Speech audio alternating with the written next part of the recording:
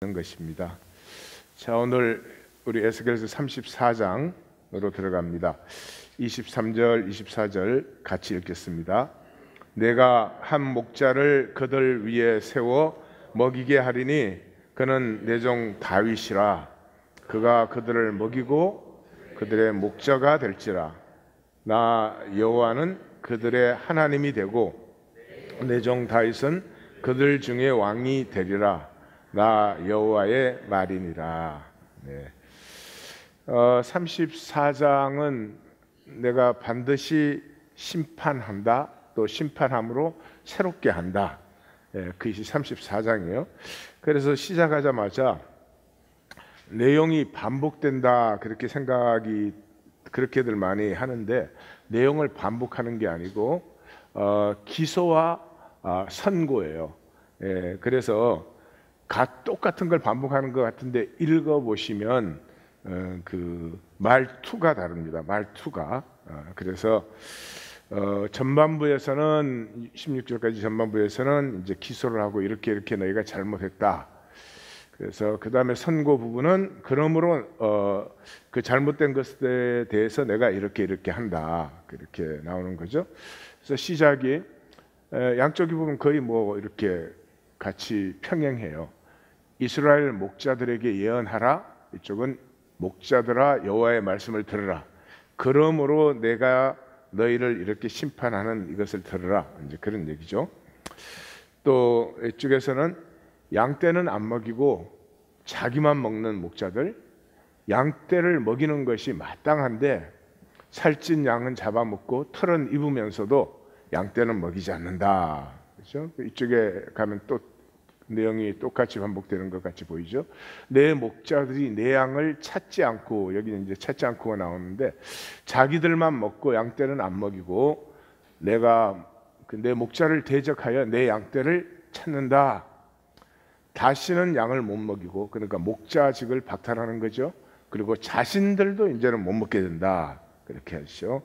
그리고 그 다음에 4절에서는 목자가 마땅히 연약한 자를 강하게, 병든 자를 고치고 상한 자를 싸매주고 쫓긴 자를 돌아오게 하고 이런 자를 찾아와야 되는데 그렇게 아니했다. 그렇게 아니했다가 계속 반복되죠.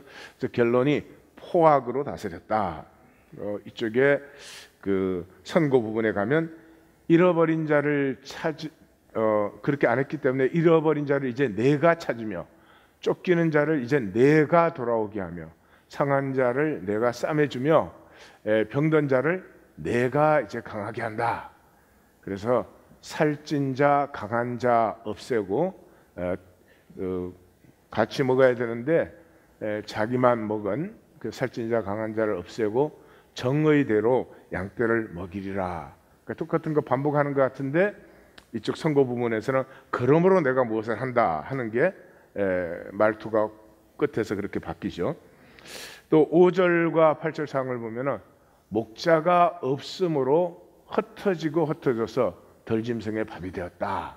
8절 상에 오면은 내 양떼가 노략거리가 되고 덜짐승의 밥이 된 것은 목자가 없어서이다. 이렇게 하죠. 또 마지막으로는 이제 이 부분에서 가장 이렇게 달라지죠. 많이 달라지는데, 내 양떼가, 기소 부분에서는 내 양떼가 산과 언덕에 유리되었고 온 지면에 흩어졌는데 찾고 찾는 자가 없다. 양떼를 찾는 자가 없다. 그래요. 이쪽에서는 보면은 똑같은 게 반복이 되지만 내가 내 양을 찾고 찾되 내가 내 양을 찾아서 흐리고 캄캄한 날 그 흩어진 모든 곳에서 건져내리라. 끝까지 서로 대칭이 되죠. 그 다음에 이제 나와요. 내가 만민 열국에서 모아 데리고 와서 이스라엘의 산과 시냇가 땅에서 먹이되 좋은 꼴을 먹이고 높은 산에다 두고 좋은 우리에 누이며 살찐 꼴을 내가 먹이리라. 내가 친히 내 양의 목자가 되어 그들을 누워있게 하리라. 그러니까 뭐 설명이 필요 없는 그런 부분이에요.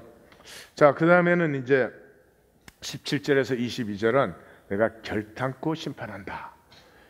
여기 말이 좀 그래서 그런데 사실은 뭐 아마 읽으시면서 어려운 건 없었을 거예요. 뭐 양과 양 사이, 수양과 수염소 사이를 심판한다. 그래 저게 뭔 말인가 그럴지 모르겠지만은 이제 앞에서 이미 말을 했어요. 양이 있는데 양 중에서 목자, 지도자를 삼은 양이 있어요. 이건 이미 앞에서 35장까지 앞에서 얘기했죠. 그 70장로들, 25방백들, 이 사람들이 우상 숭배에 앞장서는 사람들이고 이 사람들이 타락한 사람들이고 백성을 잘못 인도하는 사람들이다 하는 건 이미 다 얘기를 했죠. 그랬으니까 양과 양을 심판한다는 것은 뭐 그 양이 다른 양이 아니고 양 중에 지도자로 세운 양이 있는데 그 양들이 자기 배만 채우고 내 양을 먹이지 않았다 그런 거죠. 그래서 내가 양과 양 사이 그물을 내가 힘 있는 양과 힘 없는 양 사이 숫양과 숫염소가 그 양떼 가운데 항상 이렇게 그 늑대가 와도 흩어지지 않게 이렇게 든든하게 서 있는 그런 거죠. 양과 숫염소 마찬가지로 약하고 강한 자 사이를 심판한다. 그래서 그 반대편에 대칭되는 곳에 가면 내가 내 양떼를 구원하여 노략거리가 안 되게 하고 양과 양 사이를 심판한다 하는 것이 반복되는 걸 볼 수 있어요. 그 가운데는 18절에서 좋은 꼴 그 먹는 걸 하찮게 여기고 맑은 물 마시는 걸 하찮게 여겨서 그 좋은 꼴과 맑은 물을 발로 밟고 발로 더럽혔다. 그 대칭이 되는 21절에 가면 너희가 그 힘 있는 양들이 내가 옆구리와 어깨로 밀고 병든 자를 뿔로 받아 흩어지게 했다. 약해진 내 양을 흩어지게 했다. 그 가운데는 나의 양은 그래서 내가 돌보기를 원했던 돌보라고 또 지도를 세웠던 그 나의 양은 발로 밟은 것을 먹고 발로 더럽힌 것을 마셨다.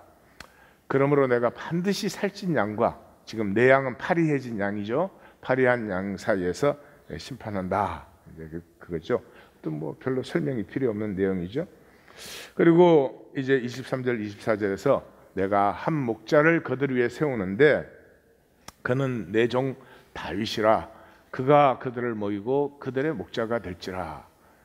나 여호와는 그때 나 여호와는 그들의 하나님이 되고 내 종 다윗은 그들 중에 왕이 되리라. 나 여호와의 말이니라.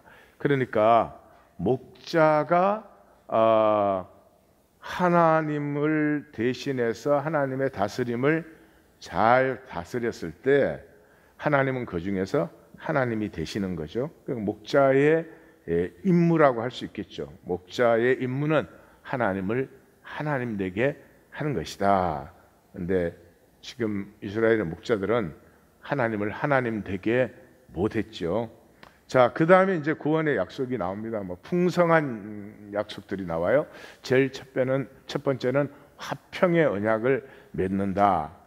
다윗이 목자가 되고 내가 그들의 하나님이 되었을 때 화평의 언약을 맺어서 악한 짐승을 거치게 하며 백성들이 빈들과 숲에서 평안히 거한다.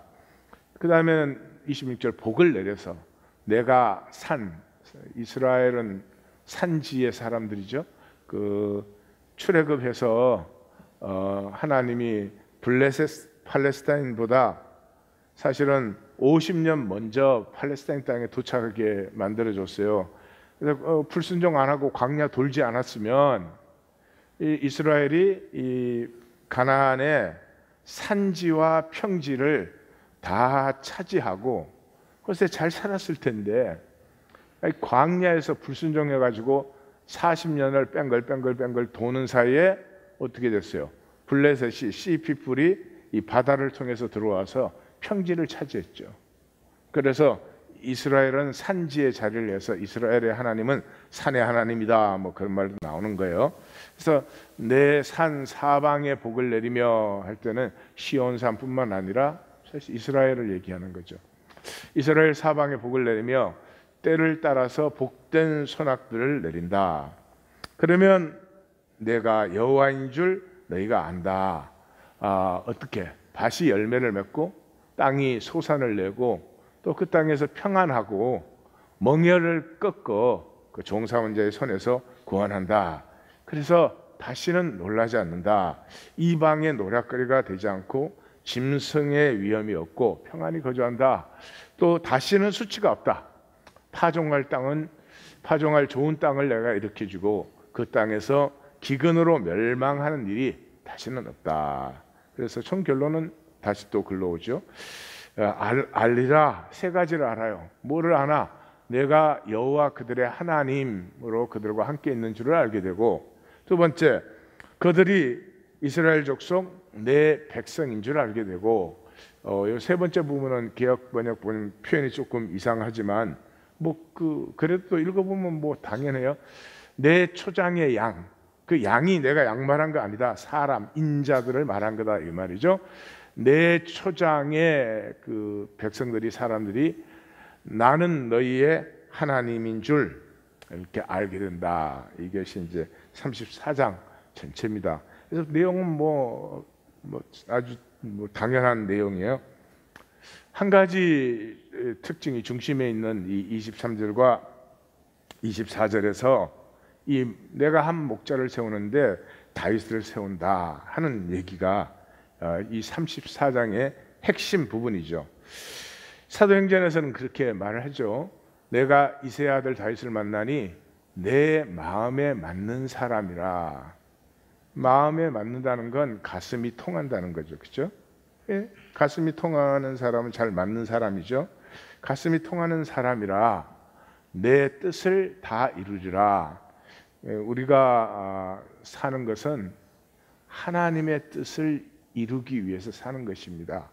그건 종교가 아니고 내 생명이 가장 아름답고 복되고 또 영광스러울 때가 나를 창조하신 나를 향한 하나님의 뜻이 이루어졌을 때, fulfill, 이루어졌을 때가 가장 복된 때다. 이거를 오해해가지고 세상에 썩으면 내 욕심을 채우는 게 내 인생인 줄 알아.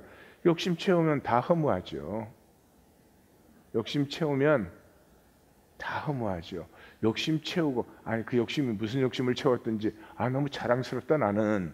나 이렇게 영광스럽다. 그렇게 되지 않아요. 예. 인생은 욕심을 채우는 게 아니고 나를 창조하신 하나님의 뜻을 이루는 것이죠. 만유가 있잖아요. 만유 가운데 내가 있잖아요. 이게 함부로 있는 게 아니잖아요. 이 시대에, 이 역사에, 이 자리에 내가 있잖아요.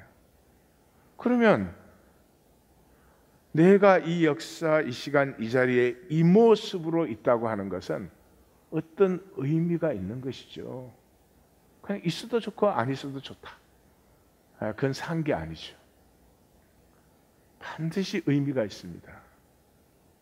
그 의미를 피워낼 때, 열매 맺을 때 우리는 이 생명이 얼마나 복되고 자랑스럽고 이 생명의 신비를 누리는 것이죠. 그래서 나를 창조하신 하나님이 나를 통해서 자기의 뜻을, 우리가 인간으로 볼 때는 그 뜻이 큰 걸 수도 있고 작은 걸 수도 있지만 하나님 앞에는 크고 작은 게 없어요. 하나님의 뜻은 다 귀한 것이고 그것이죠. 자, 그러면 다윗이 그렇게 하나님의 마음에 맞는 사람이라 그랬는데 뭐가 그렇게 맞았을까? 다윗이 참 어떻게 보면 못되게 군 것도 많지요. 다윗이 광야에 있을 때 나발이 죽잖아요. 나발이 큰 부자인데 다윗이 이제 자기 군대가 있으니까, 그때는 군대라고 그래요. 이제 몇백 명인데 군대가 있으니까 이거 먹여 살려야 되니까, 그러니까 그러잖아요. 그때는 다 이렇게 법이 없고 이럴 때니까 가서 지켜주고, 지켜주는 대신에 이제 그 사람한테 세금을 내는 거죠. 근데 나발이 제가 볼 땐 똑똑한 사람 같아요. 다윗이 이제 내가 지켜줄 테니까 우리 소년들 먹을 것을 좀 보내라 이러니까 나발이 네가 뭔데, 네가 왕도 아니고 무슨 산적 두목이 네가 뭘 날 지켜줘, 쓸데없는 소리 하지 마 그랬는데 그 쓸데없는 소리 하지 마. 그러니까 다윗이 그래? 그럼 맛 좀 보여주지. 그리고 이제 출동을 했는데 나발이 너무 무서워갖고 몸이 굳어서 죽어버렸어요. 그러니까 그 얼마나 소문이 안 좋았으면 그랬을까. 그리고 그 시글락에 있을 때도 그랬잖아요. 자기가 이스라엘 왕으로 기름을 부었는데 만약에 이제 그 블레셋 사람들에게 몸을 의탁하고 있으니까 이스라엘 쪽에 그 촌들을 쳐서 먹고 살아야 되는데 이스라엘을 치면 자기는 다시는 이스라엘로 귀환 못하지. 그러니까 그 블레셋 왕들에게 모르게 블레셋의 촌락들을 쳐서 먹고 살았잖아요. 근데 그 한 사람이라도 살려두면 소문이 나가면 자기는 끝장나니까 아이들까지 다 죽였잖아요. 별로 이렇게 다윗이 뭐 그렇게 착하고 그런 사람이 별로 아니야. 나같지가 않아. 그런데 하나님이 참 내 마음에 맞다 그러잖아요. 하나님이 우리에게 원하시는 것은 무슨 완벽하거나 실수가 없거나 흠이 없거나 그런 걸 원하지 않아요. 중심을 보셔요. 중심. 그럼 다윗의 중심에는 뭐가 있었을까? 가족 의식이 있었어요. 가족 의식. 그래서 그거 세우느라고 하나님이 다윗을 광야에서 10년 이상 횟수로 12년 훈련을 시킨 거예요. 그래서 그 12년 훈련의 파이널 익잼이 뭐였어요? 파이널 익잼이 시글락의 사건이에요. 시글락의 사건. 그 블레셋에서 이스라엘하고 전쟁하는데 너 이때까지 우리가 먹여 살려줬으니까 나와서 우리 도와 그랬어요. 그래서 전쟁하러 나갔지. 전쟁하러 나갔는데 이제 이 블레셋은 5개 도시국가 연합이에요. 5개 도시국가 연합이니까 다른 도시국가의 왕들이 저게 누구야? 다윗 아니야? 쟤 우리 골리앗 때려잡은 애 아니야. 근데 어떻게 죄를 믿고 전쟁에 쟤를 우리 편으로 데리고 싸워? 안 된다. 하나님 역사죠. 그 싸웠으면 다윗은 하나님의 섭리라는 건 끝나는 거죠. 이스라엘 복귀가 안 되니까. 하나님 역사지. 그래서 이제 안 된다 그러니까 돌아왔어요. 돌아왔는데 돌아오는 사이에 하나님은 이제 다윗에게 파이널 익잼을 준 거죠. 졸업할 건지 안 졸업할 건지. 그게 뭐예요? 아말렉이 쳐들어와 가지고 그 가족들, 물론 물건도 갖고 갔지만 가족들을, 남자들만 전쟁에 나갔으니까 다 포로로 잡아서 가버렸어요. 그 길을 읽으면 그 다윗을 쫓았던 사람들은 충성스러운 사람입니다. 근데 전부가 다윗을 돌로 치려고 했다. 그러니까 이 가족이라는 게 무서운 거예요. 가족을 건드리면 안 돼. 가족에게 시비 걸면 이 세상에서는 정말 안 되는 거야. 근데 뿐만 아니라 이렇게 값싸게 히트 치려면 맨날 가족 얘기 쓰면 돼. 얼마 전에도 한국에서 뭐 이제 연극이 하나 이렇게 굉장히 그 연극로에서 이 히트를 치고 사람들이 이제 많이 간다고 그래서 그 연극 보러 한국 갈 수는 없고, 그래서 그 대본을 구해서 읽어봤더니 순전히 표 팔아먹으려고 만든 연극이야. 그 얘기가 뭐냐 그러면 12살짜리 아들이 있는데 암을 알아. 암으로, 소아암으로 이제 그 치료를 받는데 아버지는 맹인이세요. 날 때부터 맹인이 아닌데 어릴 때 눈을 다쳐서 맹인이 되신 분이야. 그러니까 엄마도 몸이 좀 불편해요. 그러니까 이 부부의 소망은 이 아들 하나밖에 없어. 근데 그 아들이 그 대구에 있는 그 큰 병원에 결국은 갔는데 거기서 키모테라피 뭐 이런 걸 하고, 만약에 이제 상태가 좋아지면 수술을 할 수 있고 수술하면 나을 수도 있다 이런 거예요. 근데 이제 그 아버지는 왜 그런지 모르지만 수술을 하면은 아이가 살지 못한다 그런 생각이 있어가지고 그 아이를 이제 자기는 맹이니까 집에 남고 대구 그 병원에 보낸 다음에 집에서 농약 먹고 죽는다 뭐 그런 연극이에요. 뭐요 지금? 근데 사람들이 그렇게 많이 가요. 그 인간의 그런 거 있잖아. 나보다 불행한 걸 보면 내가 조금 위로는 되잖아. 예, 그게 뭐 좋은 건지 나쁜 건지는 모르겠는데, 우리는 그 짠한 얘기를 좋아해요. 그래서 신문 보다가도 막 이렇게 무슨 아버지하고 딸하고 둘이 살다가 아버지가 죽어갖고 얘가 홀로 소녀 가장이 됐다 그러면 막 기분 좋아갖고 돈 보내고 그래.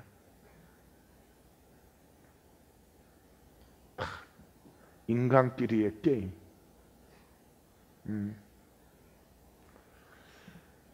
그 하나님 앞에는 그런 게 없어. 하나님 안 보이니까. 그래서 너무너무 실망을 많이 했어요. 그래서 이 가족이라는 거 참 이 역사가 오래오래 울고 먹은 거예요.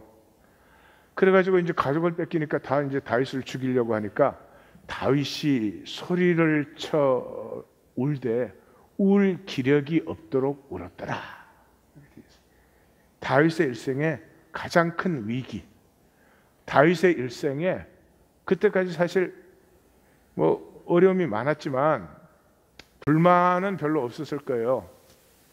근데 다윗이 워낙 그런 거에는 뭐 잘 인내가 있는 사람이니까 그때는 그랬을 거야. 하나님, 뭐 내가 언제 왕 기름 부어 달라고 했어요. 어떻게 왜 나한테 이런 것을 하는 거예요? 하는 원망도 좀 생겼을 것 같아요. 하여튼 그러나 저러나 다윗이 기도했더라 이렇게 나와 있죠. 그 어려운 가운데 뭐 했다고요? 예, 기도하였더라 그 말이 있어요. 그래서 기도를 했더니 하나님이 아말렉을 쫓아가라 그러는 거예요. 지금 사흘길이 떨어졌는데 이 광야 어디? 그때는 GPS가 없었어. 이 바보들. 이게 광야에서 사흘길이 떨어졌는데 어디를 가 도대체? 근데 이 다윗이 그 순전함, 이게 하나님 마음을 아주 그냥 감동시키는 거죠.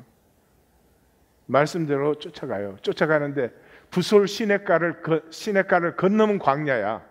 광야는 고생받기 기다리는 게 없어. 편한 게 하나도 없는데. 그래 600명이 군사가 600명인데 200명이 딱 제낀 거야. 우리는 너무 피곤해서 못 가겠어요. 그랬어요. 네, 오늘도 보니까 피곤해서 못 오신 분들이 좀 있네. 그러니까 그 시냇가에서 쉬게 해요. 그게 이제 다윗이 그게 참 복된 마음이죠. 얼마나 괘씸하겠어요. 아말렉은 때로 다니는 사람들이잖아요. 600명이 다 가도 싸우기가 힘든데 그런 위기의 절대절명의 순간에 피곤해서 못 가? 난 죽여버려 그냥. 난 전쟁 전에 걔들 먼저 죽여 그냥. 근데 다윗이 그 200명을 쉬게 해요. 이게 무슨 마음인지 잘 느끼실 수 있어야 돼요.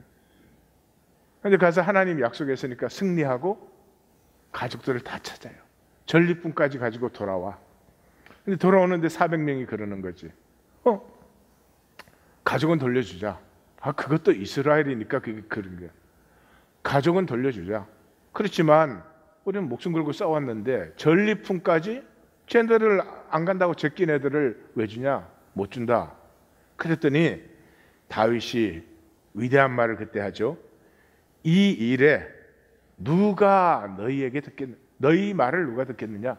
전장에 내려갔던 자의 분깃이나 소유물 곁에 머물렀던 자의 분깃이 동일할지니 같이 분배할 것이니라. 그날부터 다윗이 이것으로 이스라엘의 율례와 규례를 삼았더라. 파이널 익잼을 통과한 거예요. 이거 딱 통과하자마자 어디에요? 헤브론에서 기름 부음을 받아요. 그리고 다시 12지파의 왕으로 기름 부음 받아요.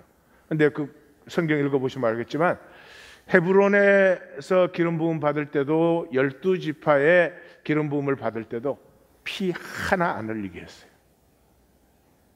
솔로몬과 완전히 반대되는 길이에요. 그들 속에 내란이 일어나가지고 결국은 그 좀 비천한 무리들 형제가 이스보셋 죽이고 그 머리 가지고 왔잖아요. 근데 다윗이 그 사람들 처벌하죠. 그렇게 해서 30에 헤브론에서 왕이 되고 38에 12지파의 왕이 되어서 총 40년을 다스리는 왕이 되었어요. 중요한 건 이거예요. 무슨 마음일까? 200명이 못 가겠다고 하는데 쉬어라고 하는 마음. 그 돌아오는 길에 똑같이 나누는 마음. 이건 가족이에요. 가족. 그건 가족일 때 그거는 뭐 자연스럽고 당연한 거예요. 가족이 그래요? 내가 많이 벌었다고 나만 먹나? 성경은 한마디로 뭐예요? 아버지의 가슴을 우리에게 가르쳐요. 성경은 종교가 아닙니다. 아버지의 가슴을 가르쳐요. 우리의 생명이 어떻게 피어나나, 우리의 생명이 어떻게 아름다워지나 아버지의 가슴을 가질 때예요. 그 아버지의 가슴이라고 하는 게 가족의식이죠. 가족의식. 그래서 주님이 가르치신 기도는 하나밖에 없잖아요. 우리 아버지, 우리에게 일용할 양식, 우리 죄를 사하시고 우리를 시험에 들지 말게 하옵시고. 이 가족의식을 심는 거죠. 사실은 이 가족의식을 심으면 온 세상에 법이 필요하겠어요? 경찰이 필요하겠어요? 군대가 필요해요? 미사일이 필요해요? 아이, 돈 갖고 그런 데 다 쓰고 온 세상에 가난하고 굶어 죽는 사람이 이렇게 많은데 아파할 줄도 모르고 그저 나만 괜찮으면 된다. 그래서 성경에서는 최고의 우상이 내 가족이요, 내 가족, 내 새끼.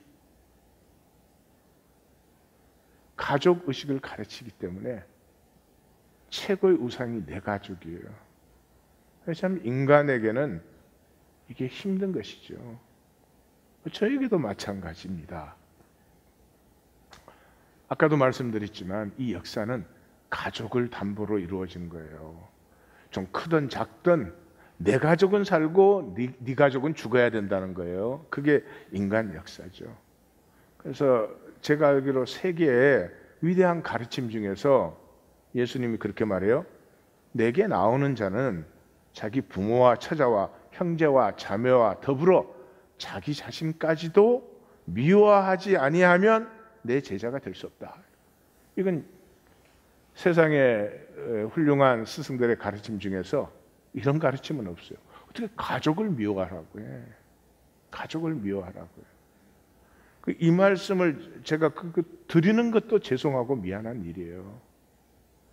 그럼 가족 사랑 안 하고 뭐해요 그러면? 그러나 예수님이 저렇게 말씀하시는데 분명한 뜻은 있으시죠. 제일 첫 번째, 가족은 물론 사랑해야 되지만 절대화시키면 안 된다. 가족이 우상되면 안 된다. 가족이 우상되면은 하나님의 모든 통함이 막힙니다. 예. 가족 때문에 인색하셔도 부자 되지 않습니다. 그게 그렇게 되지 않아요. 30년 목회에 뭐 수도 없습니다. 절대로 그렇게 되지 않습니다. 그리고 내 가족이 절대화되는 게 하여튼 일단 내 가족은 먼저 살아야 되지 않느냐. 그게 절대로 복이 되지 않는다. 두 번째, 가족을 사랑하는 것은 사랑이 아닙니다. 그건 본능입니다. 그래서 사실은 악이에요. 이게 참 드리기 힘든 말씀인데 드려서 죄송해요. 가족 사랑은 사랑이 아닙니다. 본능입니다. 본능. 그 패스트 얘기할 때 타루가 누군가는 죽을 수밖에 없잖냐. 그 우리가 살기 위해서는 누군가 죽어야 되는 거죠. 내가 편하게 살기 위해서는 누군가는 불편해야 되는 거죠. 누군가 정도가 아니에요 지금은. 제3세계의 어린아이들은 그냥 그 참혹한 노동 환경에서 수백만 명, 수천만 명이 뭐 공부는커녕 심지어 총 들고 소년 병사가 되고 이런 일들이 일어나요. 왜 그래요? 우리 가족이라는 우상 때문에 그래요. 세 번째, 내 가족은 일단 잘 살아야 된다 하는 것은 복이 아니다. 복이 아니에요. 그런 가정에서 자라나는 아이들은 자기밖에 몰라요. 하나님의 가슴을 배울 수가 없어요. 이 만유를, 이 하나님이 만유, 우리 함께 더불어 살고 누리라고 준 거 아니에요. 그걸 전혀 못 누립니다. 전혀 못 누려요. 그래서 본능으로는 살지만 본성, 우리 인간의 본성, 하나님의 형상, 그 아름다움과 신비함과 자유함이 나오는 본성은 절대로 알 수도 배울 수도 없어요. 그 아이가 부자가 됐다, 그래도 복이 아닙니다. 그 아이가 성공을 했다, 그래도 그건 복이 아닙니다. 복이라고 하는 것은 내 안에 있는 하나님의 형상이, 이 본성이 피어날 때 느끼는 그 존재의 자부감, 이런 것을 복이라고 하는 것이죠. 그래서 구약에서 계속 하나님이 내가 종교 원하는 게 아니다, 인애를 원하고 하나님을 아는 것을 원하고 공의로 살기를 원하고 하나님과 함께하는 것을 원한다, 이럴 때 그 윤리로 생각하시면 전혀 엉뚱한 얘기 되는 것입니다. 아니에요. 형제가 연합하여 동거함이 어찌 그리 선하고 아름다운고, 가족 의식을 얘기하고 있는 거죠. 가족, 함께 사는 게 더 행복한 거야. 함께 사는 게 더 쉬운 길이야. 함께 사는 것이 더 평안한 길이야. 그거 얘기하는 거죠. 여러분, 저주가 뭔 것 같아요? 내가 나에 사로잡혀서 불안하고 두려워하고, 있어도 불안해하고 없어도 불안해하고, 그게 저주입니다. 하나님이 어려운 거, 불가능한 것을 요구하는 것 같은데 사실은 복이기 때문에 그래요. 우리 송구 영신 예배 때 성경은 이상한 기절이 많잖아요. 아니, 하나님 나라 이루는데 좀 건강하고 똑똑하고 그런 사람 데리고 와라 이러면 좋지, 왜 하필이면 가난하고 몸 불편하고 맹인과 전원자들 데리고 오라 그러냐. 아니, 사람이 8시간 일한 사람과 5시간 일한 사람과 3시간 일한 사람과 이건 페이가 달라야지. 근데 똑같이 주는 게 뭐 그렇게 공평해 안 보이잖아요. 나사로와 부자 얘기는 더 그렇잖아. 아니, 부자로 살았다고 지옥 가야 돼, 거지로 살았다고 천국 가. 이게 말이 되는 말이야? 말이 안 되지. 아무리 그렇다 치더라도 세리와 창기가 먼저 들어가? 아니, 세리가 매국노들이지 뭐. 창기가 뭐 그렇게 어려운 삶이고 어려운 사람들이요? 근데 어떻게 그들이 천국에를 먼저 들어가? 그리고 뭐 작은 자 하나 실족시켰다고 연자 맷돌을 목에 달고 물에 빠지는 게 나아? 정말? 뭐 하다 보면 작은 자 실족시킬 때도 있고 또 그럴 때도 있는 거 아닌가? 어떻게 우는 자가 복이 있어요? 어떻게 줄인 자가 복이 있어요? 어떻게 가난한 자가 복이 있어요? 다 이상한 말이에요. 언제까지? 가족의식을 가질 때까지. 가족이라는 것을 알고 나면 그게 당연한 거예요. 한번 생각을 해봐요. 하나는 하루 종일 뻔들뻔들 놀았어. 근데 한 녀석은 하루 종일 고생하고 일했어. 들어오면 부모가 그러지 않겠어? 야, 나가. 하루 종일 일했는데 소파에서 좀 쉬게 해. 너는 비켜. 그러지 않겠어요? 가족의 얘기죠. 가족인데 무슨 일했다 안 했다 그걸로 차별해요? 똑같이 주지. 가족이 되면 그렇죠. 아버지의 가슴을 가진 자는 이 가족 중에 아직도 아픈 사람이 있으면 울지요. 가족 중에 아직도 추린자 있으면 울지요. 가난한 자 있으면 안타까워하죠. 왜 가난한 자 복이 있어요? 하나님의 가슴을 가진 자니까. 왜 줄인 자가 복이 있어요? 하나님의 가슴을 가진 자니까. 이 가족이라는 것을 빼고 나면은 성경은 억지로 갖다 끼워 맞춘 얘기가 되는 것이죠. 사랑하는 성도님들, 잘 살고 싶으시죠? 그렇죠? 꿈도 있으시잖아요.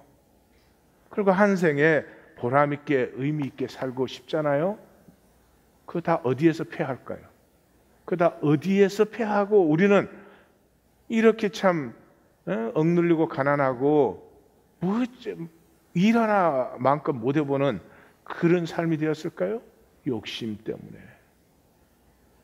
우리를 불안과 이 두려움으로 묶어버리는 욕심 때문에 내 안에 하나님의 형상이 있는데 가슴이 열렸더라면, 하나님과 통하는 가슴을 가졌더라면 과연 우리는 이렇게 살고 있을까? 이런 것에 신경 쓰고 이런 것에 욕심을 부리는 삶이 되었을까? 마른 뼈들이 살아날 시간이 되었습니다. 마른 뼈들이 살아날 시간이 되었습니다. 하나님과 가슴이 통하기를 원합니다. 우리 하나님 앞에 부르짖어 함께 기도하기 원합니다. 목이 터져라고 한번 크게 부르짖어 보십시오.